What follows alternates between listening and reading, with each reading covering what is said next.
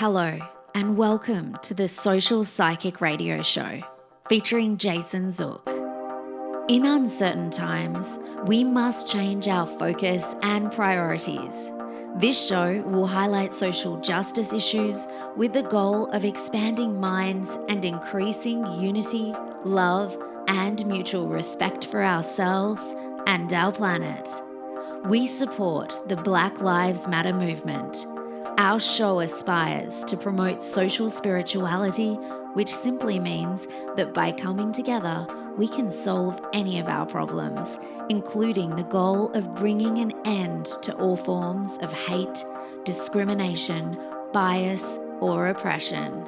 We must protect our environment, reform our criminal justice system, and protect every citizen from police brutality.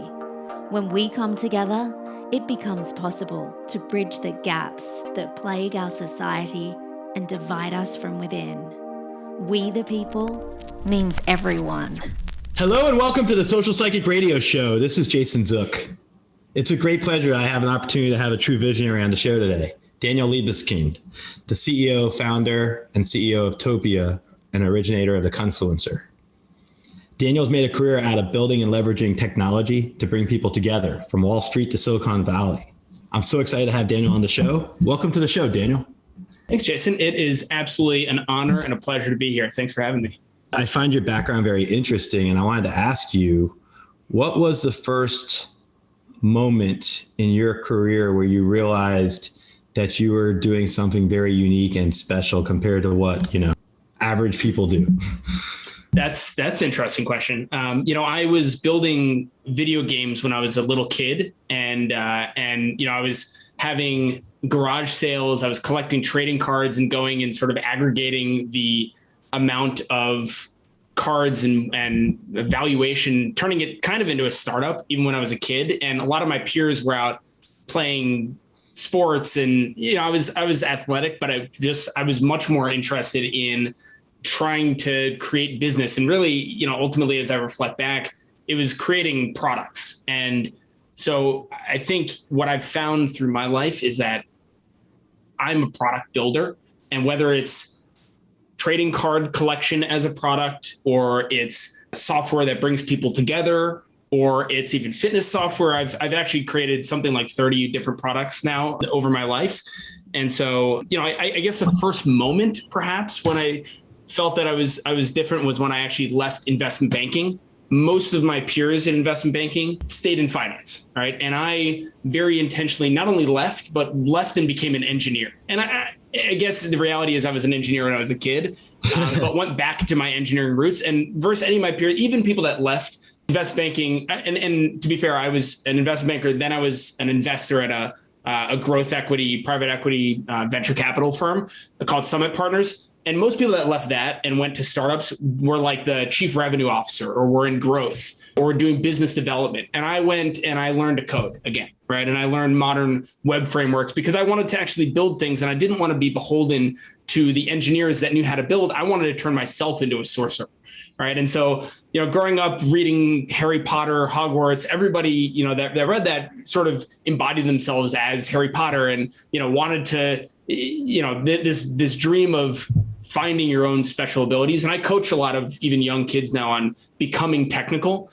But, I think becoming technical again for me was truly groundbreaking. And then bringing the business side, right? So knowing Excel, knowing how businesses run, but then also knowing how to build the product is just kind of a unique thing. And so I would encourage people, even as they're figuring out what to do with their lives, think about your life as an RPG, right? As like a video game itself. And you can pick a class, right? So you could be an engineer, you could be like the hunter class, you could be a doctor, right? All of these different things. And, pick a skill tree, and really whatever your innate thing is. It took me a long time to realize that my class, the thing that I am is an engineer. I actually just realized this very recently, really just some embodiment of an engineer, but I've invested my time and resources, I guess, in other skill trees. That has made me very versatile. And so I would encourage people to do that, right? Think about it as an RPG, figure out which skill trees you want to invest in, and do that. And along the way, you'll kind of figure out what your play style is of your life, and then,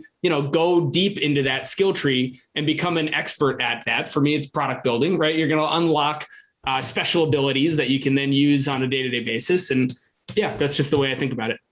It's like living in your passion and then making it happen. Like you're creating you're a creator, and you're creating things and putting, amazing products out there I love this Topia. I want to talk about Topia because I didn't mean to call it this Topia. It blew my mind. I went on the site earlier and I explored around a little bit as Jason Zook. I wish I could record for you, but I was like blown away by it. I was like, wow, there's these little screens, these little boxes, and you show up and they start talking to each other and then you walk away. The whole spatial aspects. I wanted to see what that would be like. And I'm so happy I got a chance to experience it firsthand. And I'm really intrigued. So I'm excited about having you to talk about this stuff because you got a fan. So let's hear about it. That's awesome. Yeah. The reality of Topia is that this is a passion of mine. This is the end result. Call it maybe even the fruiting body of this sort of dream that I've had for many, many years of evolving the way that we socialize online and come together and have truly interactive real-time experiences together. And, I think I'm a deep believer that true friendships and long-term relationships are born from shared memories, right? Creating memories together, sharing experiences. And so how can you online have sort of synchronous experiences that lead to the formation of true memories and do that all online, right? Instead of doing that offline and then coming together to broadcast content online, how can you actually have those experiences online? And so I've been on this quest for many years to build community, to really enable people to build their own communities and leverage their communities that already exist to strengthen the bonds between each other. And so that's sort of on the one side. And then on the other side, another quest that I've been on is supporting creators. Right. And I really believe, myself being a creator, right, I believe in the creative journey. And I'm not actually that artistic, I would say, in terms of like the traditional artistic sense. But those that are, it's what a gift it is, but what a struggle as well, right? To be artistic and to have natural abilities and to refine those, it's very few that actually make it to the point where they can do that as their career, right? Where they make enough money to support themselves. And so And I truly believe that as we go forward as a human race, and as we look at things like artificial intelligence, which I don't think it's going to be humans versus the artificial intelligence. Instead, it's artificial intelligence being embedded in ourselves and our binding together with them.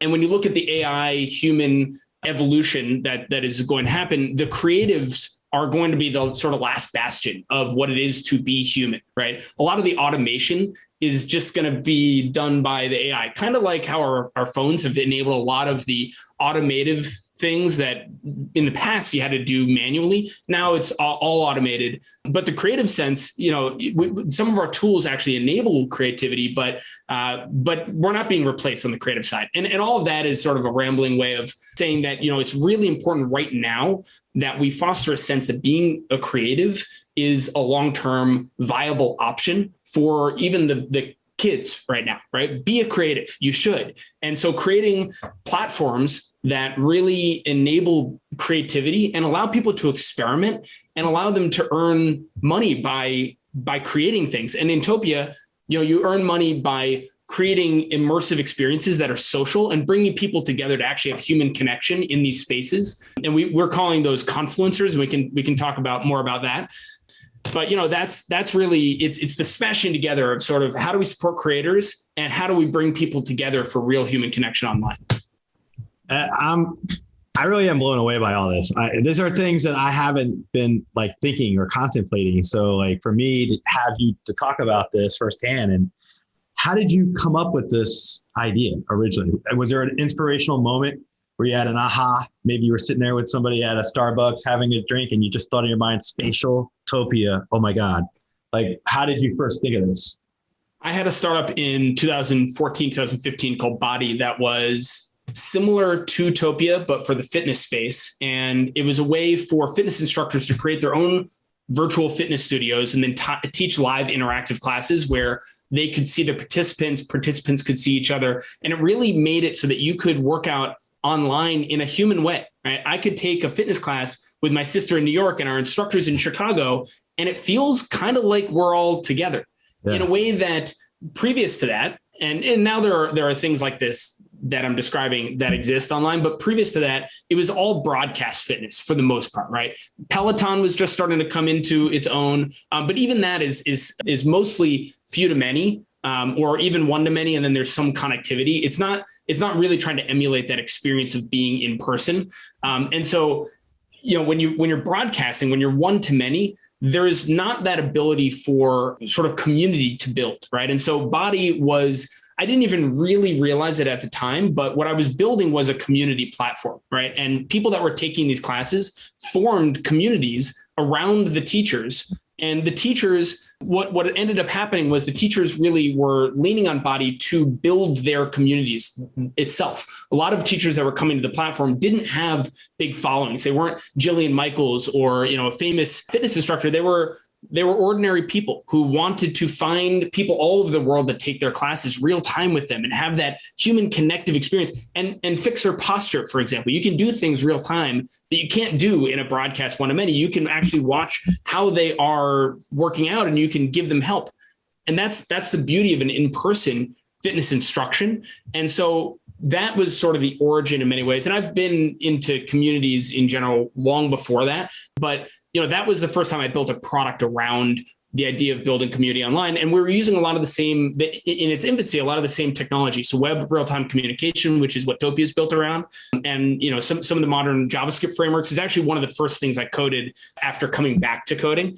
I that was sort of the kernel of this. Since then, I went on a journey of building. I built something like 20 products over 6 years. I was the chief product officer of a blockchain company called Everpedia, which is kind of like Wikipedia, but trying to incentivize the creators, again, through blockchain to be able to self-regulate and economically incentivize people to contribute content and then moderate each other's content. And so, that was another step in this direction. My plan, honestly, was over the next 10 years to build this out as a fully immersive social experience platform and creator ecosystem. And I was building a few different things. I was building something called Satoshi's War, which is a canvas-based Bitcoin Lightning game, which actually became sort of the precursor to Topia's game worlds. I was also experimenting with virtual reality platforms, something called Mozilla Hubs. I was building sort of the WordPress of VR.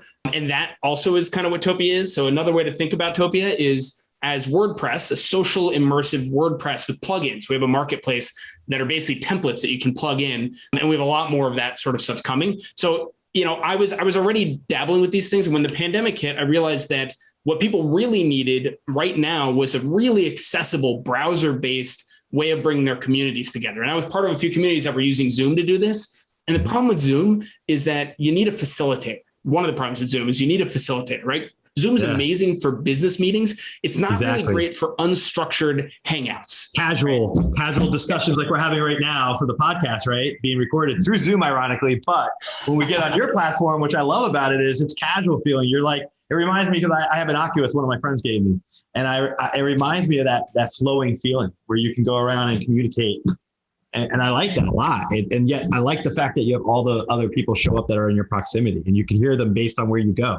That's really, that's immersive. It really is. Totally. And engaging with your people also. So, you are a podcast, you have a bunch of podcasts, but a lot of the people that you interview also have a bunch of podcasts, right? And so you could almost think of this as your website, instead of being this 2D non-social landscape that people can arrive at, you could create an entire world that is curated content of yours. You can embed YouTube. You can actually turn any asset into a clickable link that opens as its own web page. You can embed live stream Twitch. You can actually embed spatial video itself into video players inside the worlds. And so this ability to engage with your fans, with your community, and to allow others to do that too. And you can you can create portal networks between worlds. And so there's just all sorts of really interesting things you do around community building, real-time synchronous experiences, and really engaging with people that have shared interests with you. I'll just say this to you. I got the word TikTok off your energy. I know something about TikTok's going to be good for you in the future with your platform. So don't be surprised if you don't hear something about a TikTok or collaboration with you, because I feel like it could be very successful. Just my 2 cents. I get stuff when I talk to people, and if I get it, I share it. Yeah, I love that. And, we don't have sharp elbows at all, right? So you can embed even Zoom. You can embed Zoom inside of Topia objects, and it opens up into a Zoom, and you can use Topia as sort of like the lobby, right? Again, think of it as your homepage, and then you can embed even other video conferencing technologies inside of the Topia world. So this is like the lobby, the cocktail hour area. And if you want to use hardcore conferencing software, embed it inside of an object, maybe a sign that says, click here to go to the conference, and people click it, it opens the conference software. When you're done in the conference, you come back to the lobby, right? And so a lot of people are using it that way as well. And so sure, embedding TikTok, embedding all sorts of different content is definitely the plan here. I mean, when you think about it's unlimited potential, I'm already thinking about it. Think of like Facebook, but with a 3D angle to it or something, with video, direct interface and stuff, but in a different way. Like, you create your own world, but then you can share that world with others. So you can create the actual portal of people that come to your world and control like that. I mean, that's very reinforcing and positive. It could be a very positive message for someone to create their own world literally and have that in the digital form, and then invite their family members to it. And if they're really expressive, but they might be introverted, for example, this might be, there's so many applications for this. You could probably help people in therapy with this kind of stuff. Kids who need therapy or need some type of I'm just thinking out loud, but I can see a lot of different applications to this that's just not strictly socialized. I mean, a lot of deeper social justice aspects, it's a little everything. And we do have that, right? So there are movements even that are happening around the world on specific topics that you can turn a world into. For example, if there's something happening in British Columbia right now where people are chopping down trees. There's actually a Netflix show about this that's actually kind of terrible that they made a show out of this, but they're cutting down this old growth forest, and people that have live there for, that either have lived there for a really long time or even just that are there right now are trying to protect the trees. And so that is the kind of thing where you could create an entire Topia world that is basically a British Columbia forest and have an event in there, have, music festivals in there and bind together, bring people from all over the world. One of the crazy things about Topia is that what we're really doing is providing accessibility, right? So instead of however many people that are able to fly to British Columbia and have the resources and the wealth to even be able to do that, being able to actually have this be accessible to people all over the world for the same kind of real-time connection. And we're not trying to replace in person. We're trying to complement, right? Bring more accessibility. Your community doesn't need to be regional. The people that can afford to get to wherever this thing is happening. And again, it could be a conference, but it also could be a movement of people that are rallying around a cause. And so being able to be in India, right? And be part of this movement is really a special thing. You can make it a global movement virtually. Yeah. Wow. Right.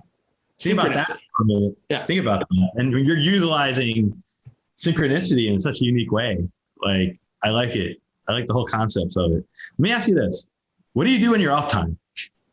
Because everybody's hanging out with friends, Yeah, okay. The reality is I'm a community builder in real life too. And I love people. I love people's energy. I like I really like when people create space and you can be in that space and feel the energy. So one of my favorite things to do is to be with a group and have somebody actually creating space for us, facilitating experience. I'm very into sort of experiential things in real life as well. And so, that's part of the motivation for building this in the first place. I'm a many-year burner. Going to Burning Man, would be another example. And so we actually hosted Burning Man last year, the virtual Burning Man. We're doing it again this year at the end of the month. So come check that out for anybody that's listening. Topia.io/burn will be where the burn is. And that'll start August 28th.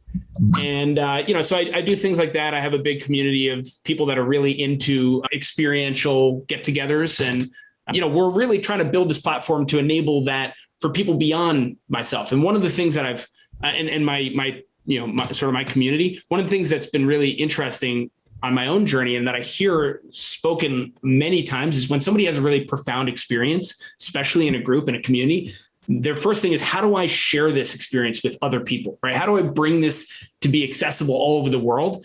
And it's a challenging question, right? Because most experiences are actually very small and intimate. And so part of what we're trying to do with Topia is actually bring that accessibility.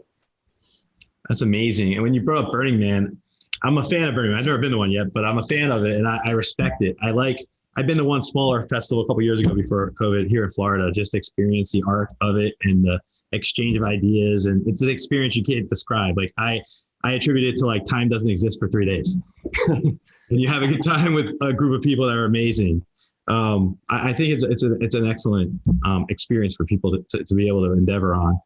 Well, and Jason, one of the things that's interesting about an experience like that, so time doesn't matter, right? You also cut right through the sort of normalcy, right? And so when you meet people in an experience like that, you're not really asking them like, what do you do for a living, right? Or like kind of the pleasantries. You go deeper, right? And in the context matters. So one of the things that we deeply believe at Topia is that the context makes a huge difference. So meeting somebody at Burning Man or at a bar or at a conference or in their backyard or in a musical journey or an interactive theater or an art museum, all these different contexts really dictate what that interaction is going to be like. And so, it's one of the things you can hunt for all over the world and try to find these things to then have authentic connection. Or a platform like Topia hopefully can make that easier for you. You can create your own platform for that connection to increase the opportunity of it. Because you're basically putting it out there and saying, this is that's really cool. And I'm just thinking of creative potential. You have all these influencers out there, right? And people who are across various media with Generation Z, millennials, whatever. And now you can offer them an extra opportunity for them to tie their stuff together into their own little world. I mean, the joke about younger people are very focused on themselves. It could go pretty far with Topia that they have their own little world, but I see it as a very positive thing. I think that everything with what we're talking about is it's a way to use spatial media in such a way where you enhance your experience online. Is there an app for it on the phone yet? Or is there where is that for Topia? Is it an app as well? Yeah, you can use it on your phone. I would say at this point, it's better on desktop. And one of the things that we actually have found and struggle with a little bit is that when people are on their phones, they're usually actually distracted. They're driving, they're not paying attention, they're shopping, and they're sort of listening in. And in Topia, it's all about actually interacting and being there, being present, right? Dropping into presentness with each other. And a lot of what people try to do in Topia is actually structure a world, structure an experience to bring presentness. And so on your phone, it's often hard to facilitate that. So we do have a mobile version. You get like a little mobile indicator when you're on mobile. You don't have video on as well, because most people would just turn video off because it's in their pocket anyways. And so just default to that. And so, we'll build better experiences, better user experiences for mobile in the future. But right now we're optimizing for the desktop, true presentness, being there experience. Where do you see this going in the future? Because I know that's always has to be the next spot, right? I mean, when you get this done, there has to be that next spot. The next, what's next? We're trying to evolve how people socialize online. It's a big vision, really, and it's a lot to achieve. I would also say that the idea of hybrid events, right? So we're really set on not trying to replace in-person. I love in-person events. We want to be a complement. And I actually think the future of the internet is fraught, right? There are many schools of thought about what the internet should become. And if you are familiar with Ready Player One, and particularly the Sixers version of Ready Player One, for those that have seen it, the Sixers are an entity that wants to take over this metaverse and put ads in your field of view. And their thing is, how many ads can we put in your field of view before it causes seizures? Right. That's that's a dystopian outcome of the future. Right. And for us, we want to be a force for good. And there are others like us that want the internet to evolve in a way that's really great for humanity. It doesn't replace what it means to be human. It doesn't just bring us all online 100% of the time and optimize for an attention economy. And so, when I think about the future of Topia, we think about hybrid of in-person, virtual, streaming between the two, bringing accessibility to in-person experiences, and then the ability to actually do things online that you can't do in person or that you may not be safe in person. And so a classic example here might be the ability to have two people that in person may they may actually, their factions may hate each other, right? And bring them together in person might be very dangerous, but online, it could be very safe. And for them to be able to actually be in space together that is crafted for this experience and to have a conversation can be really enlightening and blow away the polarization of what the internet, a lot of the sort of stuff that we're seeing from Tristan Harris's Social Dilemma, for example, talking a lot about the echo chambers of the social world, for example, and how do we combat the perils really of information just being force fed to you in, unidirectionally. And so, that is the future that we're trying to avoid, right? And trying to make it so that people can have conversations with each other. They can be in person, they can be virtual, they can be interacting both ways. And, really we want people to also be able to express themselves creatively. So something that you were saying, do something that is a little scary to you. Try to build a world, upload assets, right? Upload experiences, bring your people together around topics and find people all over the world that are interested in the same topics and be able to connect with them. One of the great things about New York City is that whatever you're into, there's a lot of other people there that are into that same thing, right? And so in Topia, in the future, whatever you're into, you can find a community of people around the world that are into that same thing. And that's really, really powerful. It's empowering too. It's a form of empowerment that a lot of people overlook, is the ability to congregate and know others like-minded individual. You feel like you're belonging to something instead of you just being isolated, especially when you think about the context of, pandemic and everything, COVID. So many people had to stay home and cluster up. And I was in my condo for a year, but in Florida here, but it's like having these interactive opportunities, I think, are priceless right now. I think what you're doing is such an amazing thing to release it when you did, because I know you said you were trying to still work a little more on it before you were to release it, right? And the pandemic kind of accelerated your goal of launching it, basically. And I think that's a noble thing, because it's going to catch on. It already is, but it's going to start catching on a lot more as time goes on. And I think it's because of the usefulness of it, and the applications of it are unlimited. It can lead to so many other layers. What do you think about the future of the internet communication? Stuff that we're used to having the smartphone with us, and I'm 45. I'm like a mixture of a hybrid of older people, but I still act like I'm not old at all. So I like my iPhone and have my gadgets and stuff, but then I get sometimes in over my head with certain technical stuff. But how do you see the future? Because I know you can kind of conceptualize things of the internet communication and that kind of stuff. It's hard to say. There's a lot of different paths that the internet could take and likely will take. I think we see emerging technologies like virtual reality becoming ever more present. And frankly, the pandemic accelerated that. Oculus Rifts were sold out for 6 months, maybe even a year, something like that. And so I think we will, and one of the interesting things with virtual reality is a lot of what you're getting is synchronicity. Right. So we have the async internet, which is basically when you send a message, and then email is async, right? So you send a message, then sometime later you get one back. Something like Facebook is async, Reddit is async. Anytime you're forum based, you're sending a message, then you're receiving one back. Things like MMORPGs and video games generally are synchronous. They're real time. You're actually there with people. And one of the interesting things is that games have been, for a very long time, one of the places online where you can actually authentically connect real time with somebody else, right? And do a thing. And I think one of the things that we're finding with games like Fortnite, for example, and the massive explosion in popularity of Fortnite, Warzone, these sort of battle royales, is that you can be with your friends hanging out real time as you're doing something, right? As you have this context, you're playing a game, you're interacting, you're having an experience together. And so I think the future of the internet is going to have a lot of that. And frankly, there's a debate, right? Is the future of the internet more asynchronous, right? So video apps like Marco Polo, which is amazing. It's an amazing app. That's an asynchronous video chat, right? You send a video, then sometime later you receive a video in response to what you sent. That's the asynchronous internet. The synchronous internet is coming too, and virtual reality is all synchronous, right? And so I think we're going to see this split of async and sync, and that's great. And Topia is going with the real-time stuff, because that's what real experiences online, truly connecting with people online, is something you have to do real time. You can't really send a message, then receive one, and feel a deep human connection with somebody. We didn't evolve that way, right? Mail is the async in person, whereas a phone call is real time. right? And so when you talk to somebody on the phone versus sending them a letter, it's a totally different experience, as everybody can relate to. And you know, so that's what I think about where the internet is going from a sort of infrastructure perspective.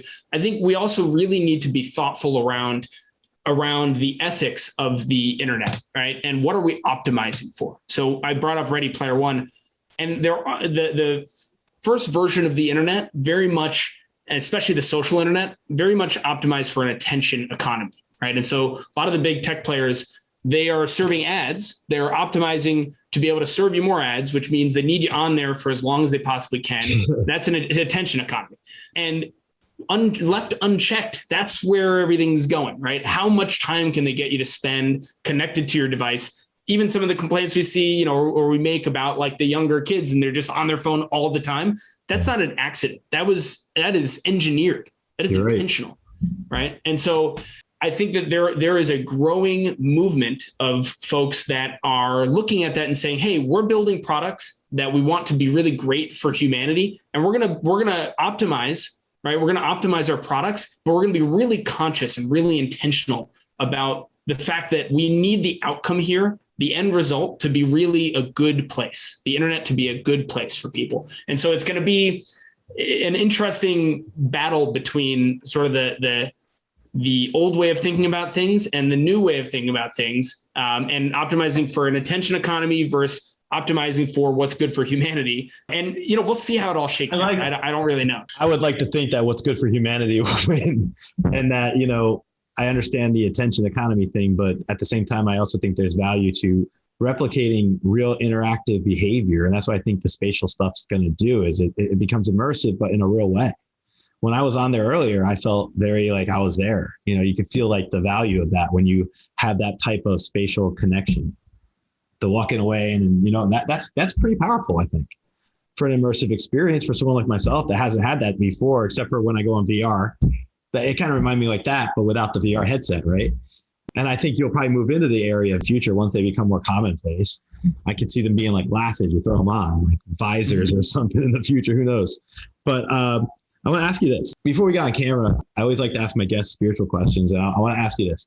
What's your viewpoint of spirituality, and how has it helped shape your worldview and being creative and endeavoring to do the products that you're doing like Topia? That's a great question. So I've been on a spiritual journey of sorts for many years now. And I want to say that I've always been very spiritual, but it truly materialized for me when I went and did a Vipassana sitting in India, which for those that don't know is a 10-day, very intense meditative retreat, essentially, where you meditate for 10 to 12 hours a day. And the rest of the time you're in noble silence. So you don't look at anybody, you don't speak. And it's 10 days. I did this in rural India with my wife and my father. The three of us went, we didn't interact the entire time.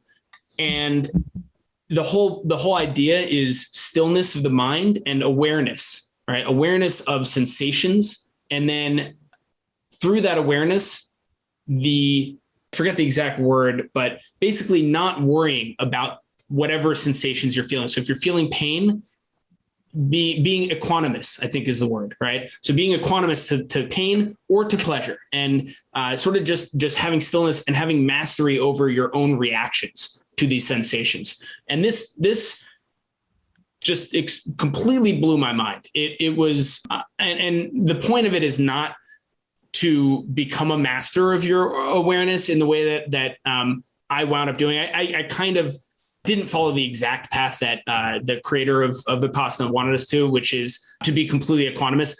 For me, I felt like a Jedi by the end, and I could move my awareness. It felt like I had the Force. I could move it into my fingertips. I could just, bring these like tingling sensations of awareness up and down my body. And it was absolutely wild. And it really, what it did is it showed me that you're not taught this stuff in school, right? Nobody tells you that these things are possible. You just have to experience it for yourself. And it actually brought me on this journey. Spirituality and experiences for me are very related, because you can't tell somebody, even what I just said about Vipassana, nobody that heard that has not done Vipassana or some form of deep meditation actually understands themselves as a primary source, right? So if you read something in a book, you're not a primary source. You didn't experience it, right?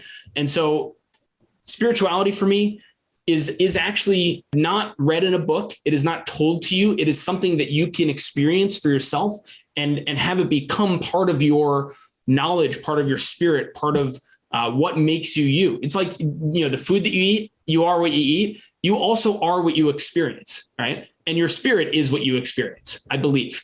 And so from Vipassana, it was world traveling, living in Bali, dancing, singing, just really, I was kind of an experience junkie in many ways for a while. And came back to the United States and found community here and really, started just trying to build experiential platforms. And so for me, experiences, spirituality, community, all these things are just interwoven.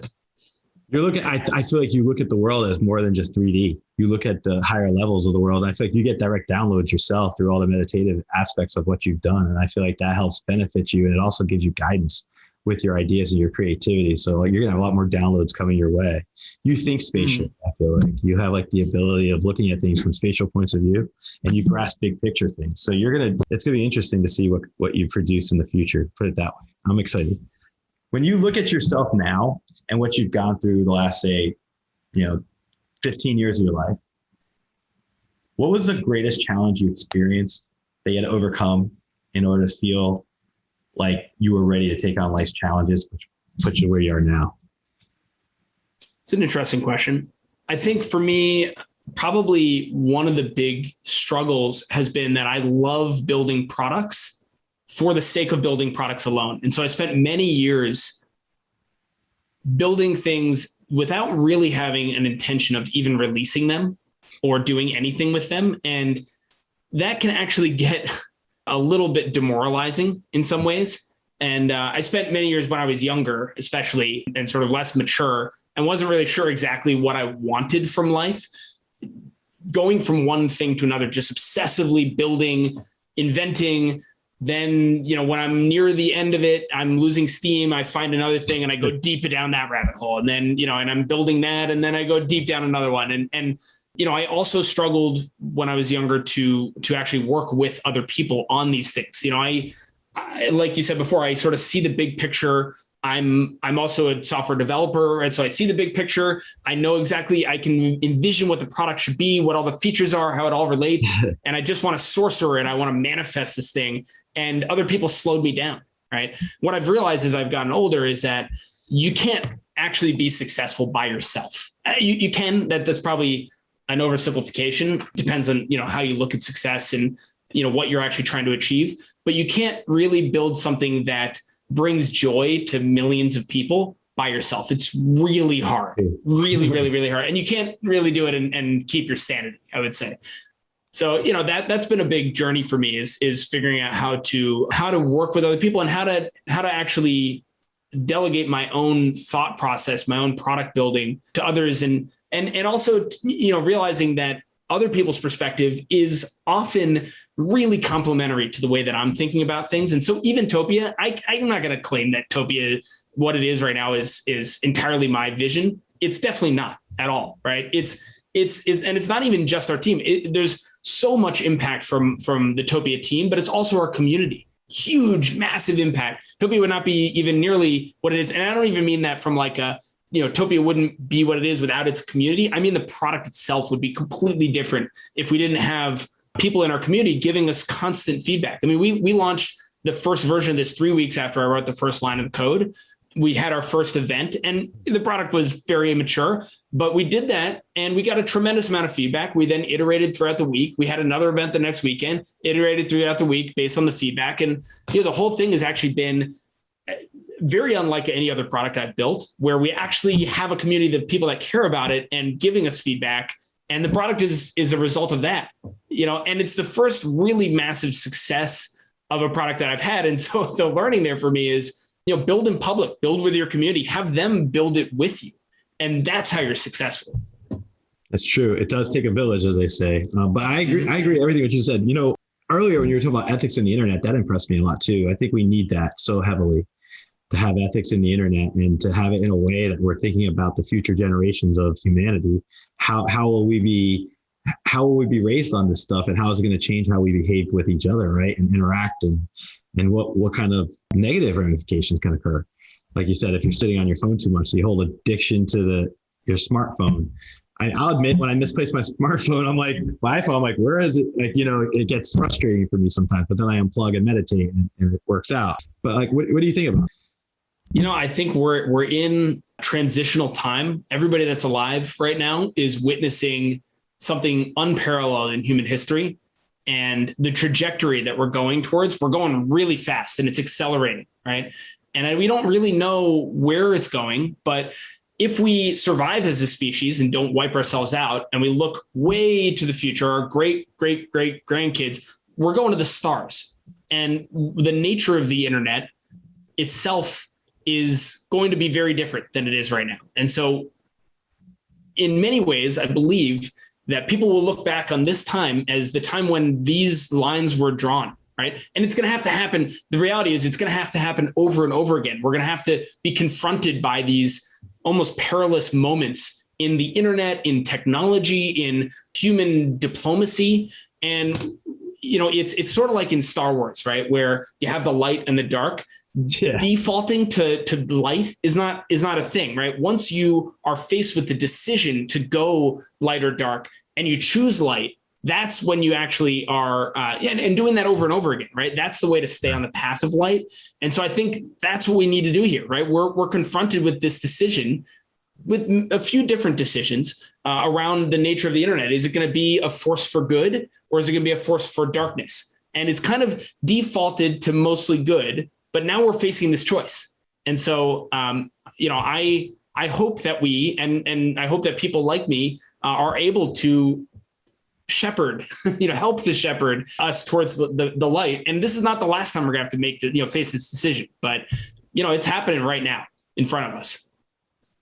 In terms of expression, one of the things I'll ask you your opinion on this is, what do you think about freedom of speech on the internet, where you have people who have different political points of view and they present their positions and then it gets offensive to others? And then, there's a whole, what's basically been playing out in our society right now. Do you have an opinion on that, on how that could be handled in a way that's, responsible for society, but yet allows people to express themselves, but hopefully as long as it doesn't go to the level of inciting violence or, trying to say just freedom of speech, but not the way it's been, basically?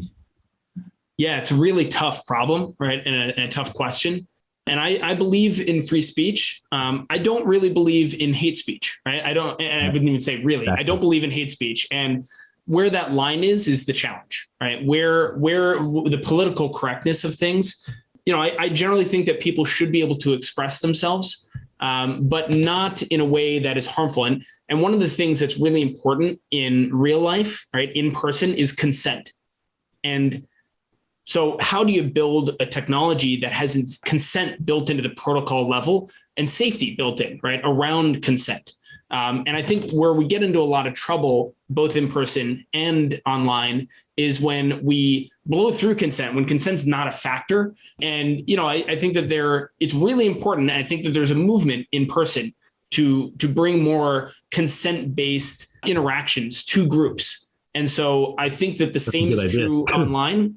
And then frankly, it's actually, you can't build consent into the protocol level of in-personness, right? That's not a thing, but you can build it into the protocol of technology.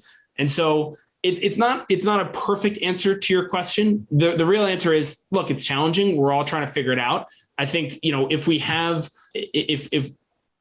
we can bind together and have our communities actually do some of the moderation and take, some of the power into their own hands, not create echo chambers, but create safety and create consent. I think that's really the path we need to go down. Actually, you answered my question really well. That's what I was just curious, because I have my own viewpoints on that. I agree with you. I don't support any form of hate speech or anything that incites violence in any form. Yet I feel people need to express their freedom of speech. I'm on this platform, but it's like, you could be you can express who you are, as long as you don't intrude on anyone else's rights or offend others. I feel like, or incite hate and speak truth, those kind of things. But here's one question I'll ask. It sounds like you have a pretty fascinating just viewpoint on a lot of things, right? I'm gonna ask this. I'll go first so that you don't think I'm asking you something. If there's one personal detail about you that you've never revealed to the public on an interview before, what would it be and why? And I give different ones for myself, but one of them, I said I was a World War II buff. I'm kind of nerdy like that because my grandfather was in the Battle of the Bulge, and I always watch World War II documentaries to ad nauseum, where I love watching them. It's like my thing. I always feel like in a prior life, I may have been World War II or something, the whole past lives thing. But more importantly than that, I'm just a nerd like that. But that's one of my examples. One of my other examples is I kind of find it extremely fun to do podcast interviews. So I've been doing them a lot more than I normally would, but it's been a really fun endeavor for me. And it's like something that I really appreciate that I have this privilege of doing. So those are, and my friends in my life think I'm crazy right now that I'm doing all these shows. I'm like, you know what? I love it. It's my passion. It's what I get to do.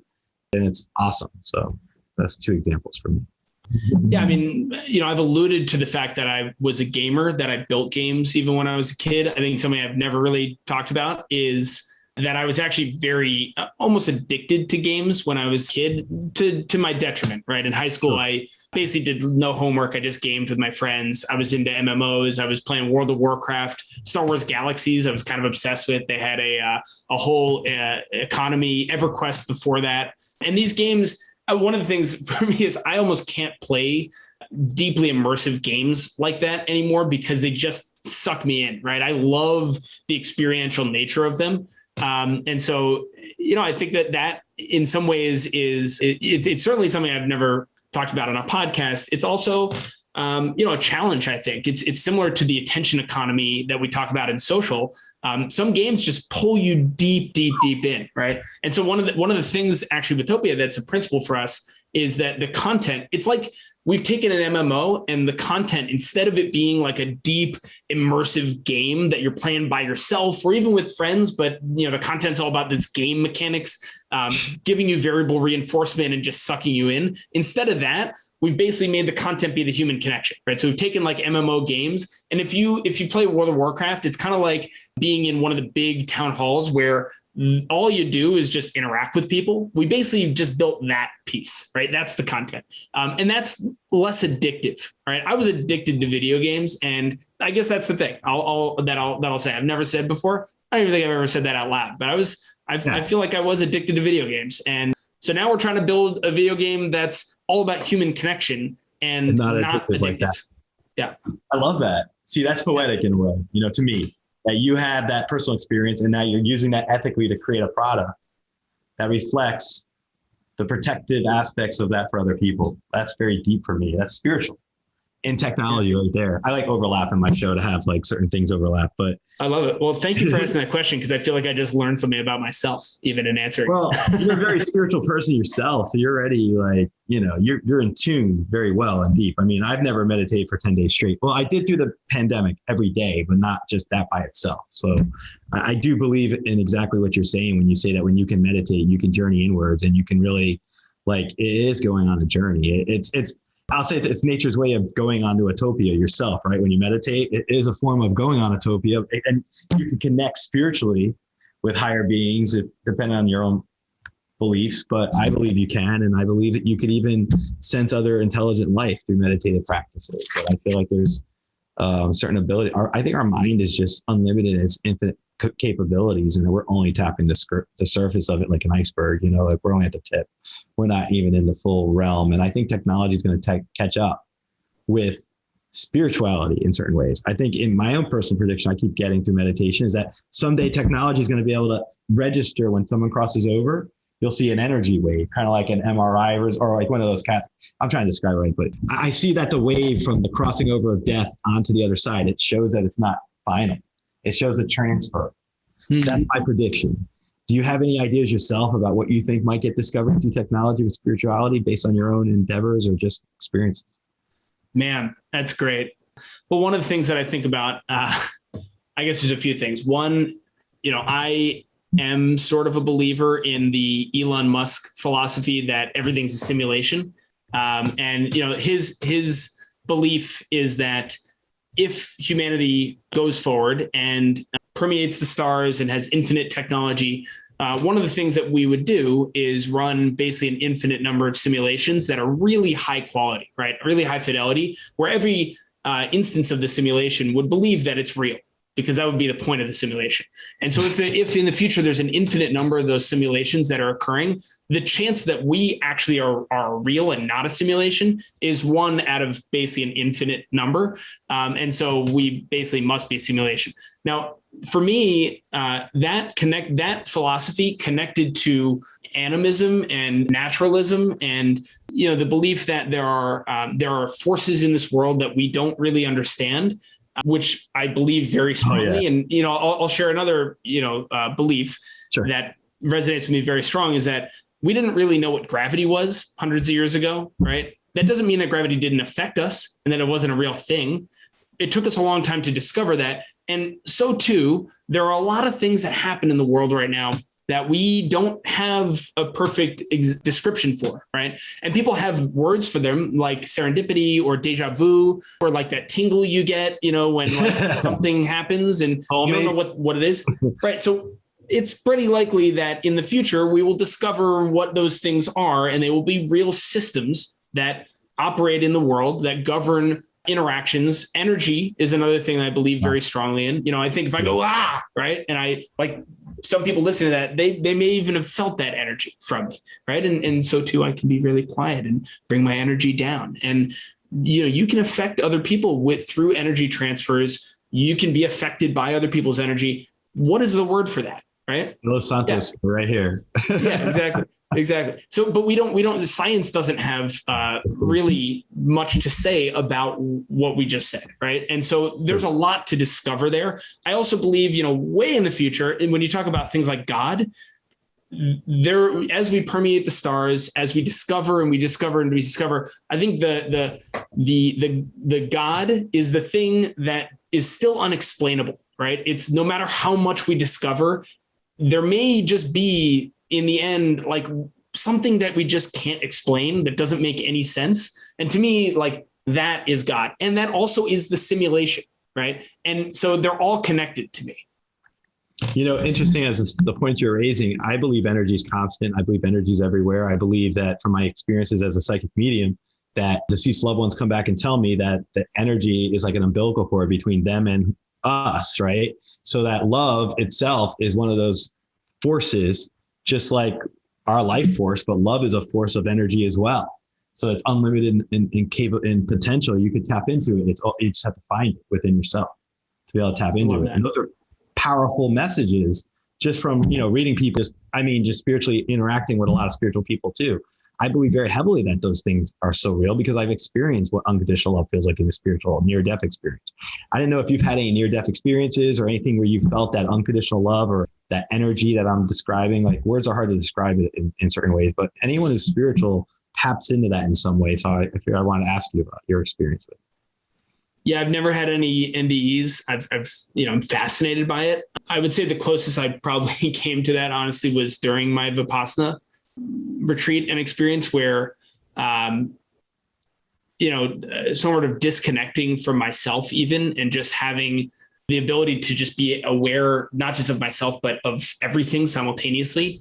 And so I've had a few of those experiences, but nothing from an NDE specifically, just not something I would almost say, I would want to have an NDE, but not actually. Yeah, exactly. Yeah, you want to make sure. Of course. I had a near drowning accident in college, and then I had a colonoscopy, and under anesthesia, I was in a spiritual experience with my grandfather. Wow. So I was in the garden, I felt all that, and it was a wave of unconditional love, but words can't describe it. Other than that, it inspires me to be like, to try to be as open and expressive and all those kind of things, because relationships with people matter most. And that's what I've learned in the last few years. But I definitely feel like when it comes to the future of what we're doing after what we went through with this pandemic and everything that's happened in the last year or so, that your type of spatial media technology and, Topia just sounds so, how can I say this? I went on the app, I went on the site, I should say, right? And I already enjoyed it. And then as we're talking about it, it makes me want to go back on there. Like, I'm like ready to go back. Not that I'm addicted to it, just because it's a new thing for me to check out, and the ideas that are in my brain right now of what I can try to do expressively as a podcast host and try to create my own little Topia.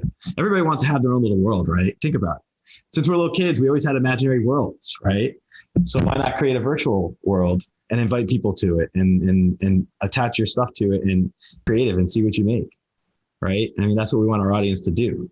So they should go and let me ask you, where would you recommend they go?